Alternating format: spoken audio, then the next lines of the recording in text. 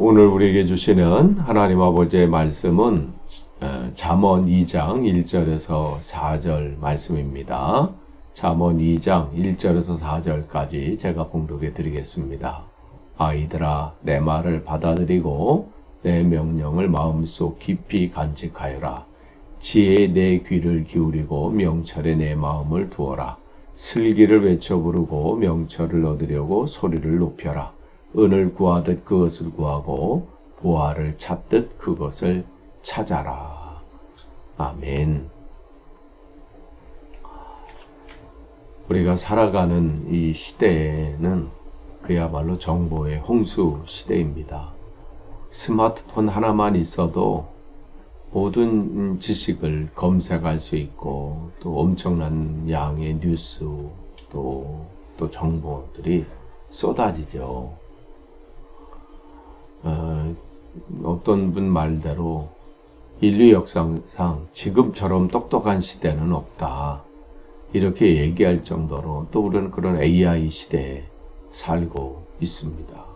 그런데 아이러니한 사실이 있어요. 그건 뭐냐면 그런 정보가 그냥 넘쳐나고 정확하게 우리가 판단한다고 생각하고 그렇게 도움도 받고 또 그렇게 검색도 하는데 정작 예기치 않은 문제 앞에서 무기력하게 넘어지는, 쉽게 삶을 포기하고 절망 가운데 빠져버리는 그러한 또 시대이기도 합니다.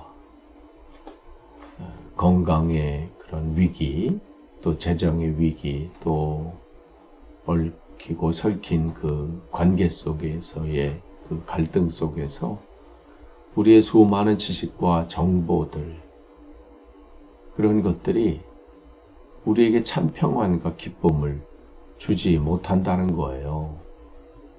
왜 그럴까요? 우리의 인생에 필요한 것은 단순한 지식이 아니라 그러한 이 지식을 잘 운용하고 또 그런 것들을 이 생명의 길로 이끄는 지혜가 우리에게 필요하기 때문에 그렇습니다. 그래서 오늘 이 말씀 속에 주님께서 우리에게 주시는 메시지가 있어요. 우리가 참 지혜를 얻기 위해서는 어떻게 해야 되는가? 그 몇 가지 방법을 우리에게 알려주셔요.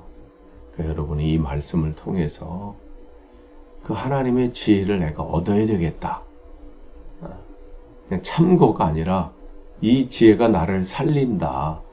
이 부분을 여러분이 기억하시고 이 말씀을 잘 들으시기를 원합니다. 1절과 2절을 보시면 아이들아, 내 말을 받아들이고 내 명령을 마음속 깊이 간직하여라. 지혜에 내 귀를 기울이고 명철에 내 마음을 두어라. 뭐라고 말씀하세요? 지혜를 얻기 위해서는 하나님 말씀을 우리 마음 깊은 곳에 간직해야 된다. 이 말씀을 하셔요. 이게 첫 번째입니다. 간직하다고 하는 것은 단순히 머리로 기억한다 이런 뜻이 아니에요.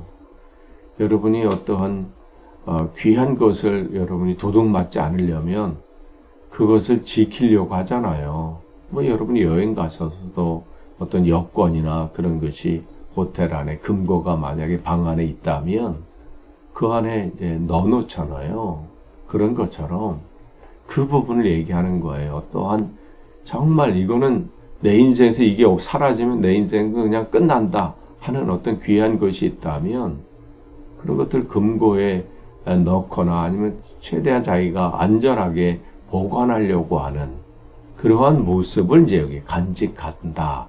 이 단어의 의미가 바로 그겁니다. 그러니까 하나님께서 우리에게 말씀하시는 것은 하나님의 말씀을 우리 영혼 가장 깊은 것을 흔들리지 않는 그 중심에 그 말씀을 저장해 두라. 이러한 말씀이에요. 여러분의 삶을 한번 되돌아보길 원합니다.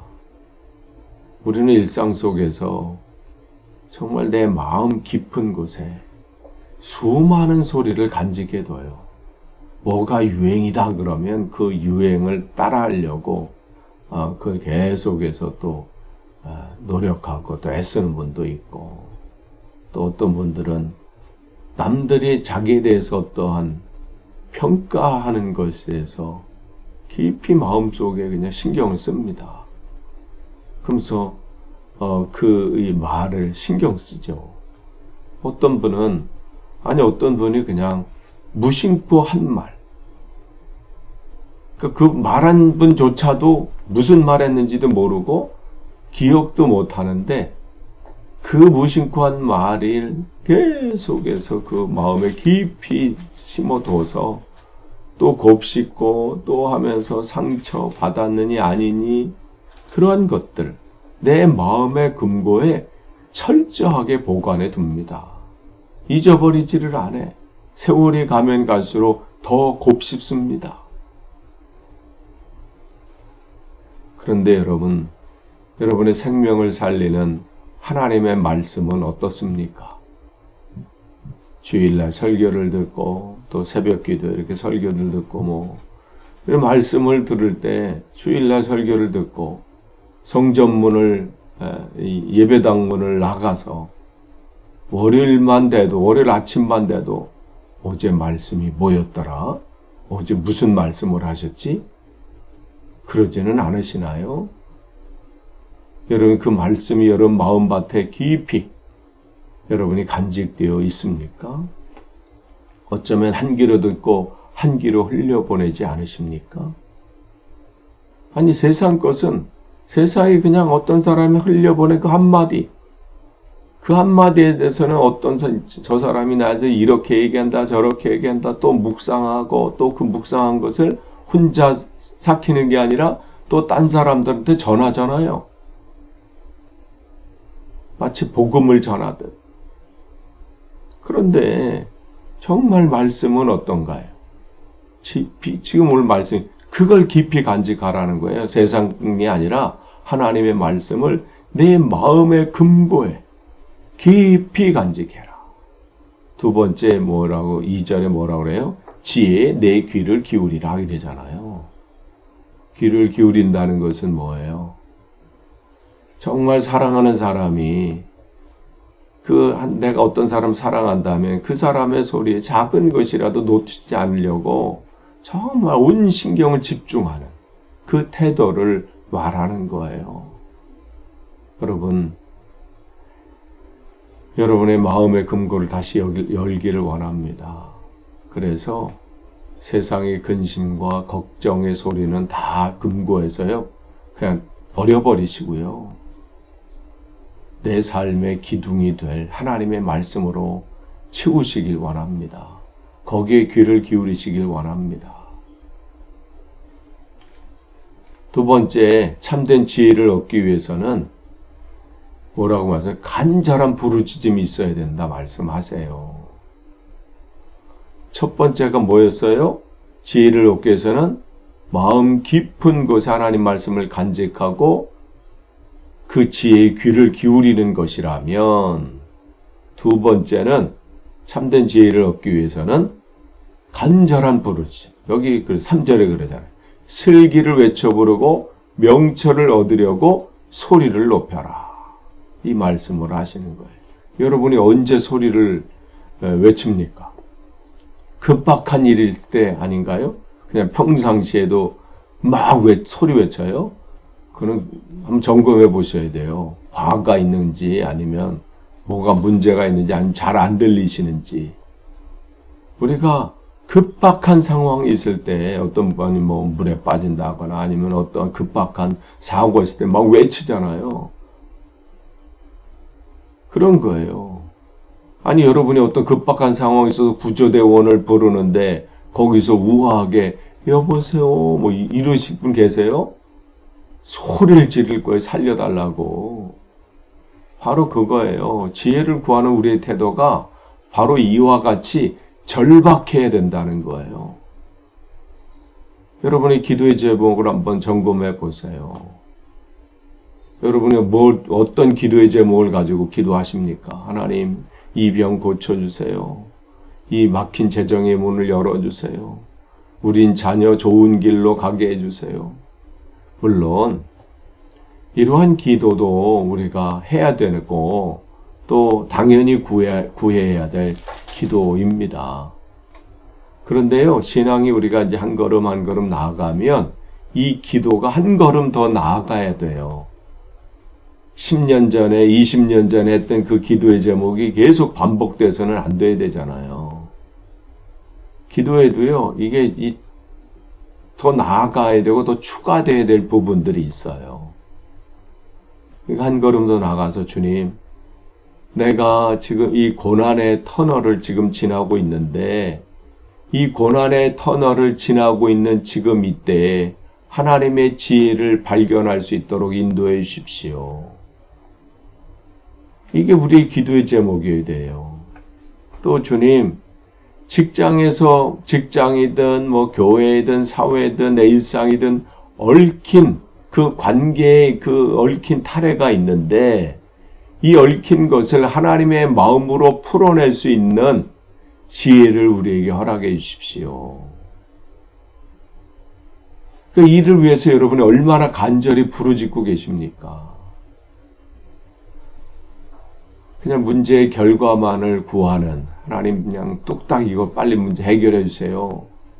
이러한 것이 아니라 하나님 이 문제를 해결할 수 있는 지혜의 렌즈를 내게 허락해 주십시오. 솔로몬이 하나님 앞에 구한 것이 바로 이 지혜 아니에요. 하나님은 기뻐하시는 거예요. 무슨 장수를 구한 것도 아니고 돈을 구한 것, 무슨 명예, 권력 이게 아니라 하나님의 마음을 알 수 있는 그 지혜를 내게 주십시오. 그러니까 하나님이 나머지는 다 해결해 주시잖아요. 여러분 구하셔야 돼요. 여러분 지혜가 부족하거든 야고보서 1장 5절에 그러잖아요. 지혜가 부족하거든 후히 주시고 꾸짖지 아니하시는 하나님께 구하라. 그리하면 그가 주신다고 분명히 말씀을 하십니다.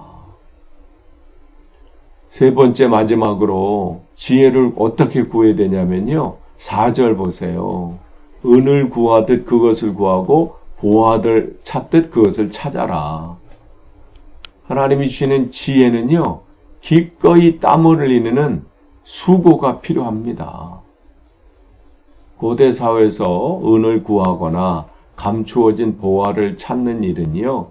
엄청난 육체적인 노동과 인내를 요구했어요. 그냥 땅 몇 번 이렇게 슬슬 타이르듯이 먼지 털어내면 찾아내는 게 아니죠. 여러분이 광산에서 금맥을 찾는 그 광부들 한번 생각해 보세요. 어두운 그 속에서, 거울 속에서 그것을 찾으려고 흙먼지를 뒤집어 쓰고 딱딱한 돌을 캐내고 숨 막히는 더위를 견뎌내야 합니다.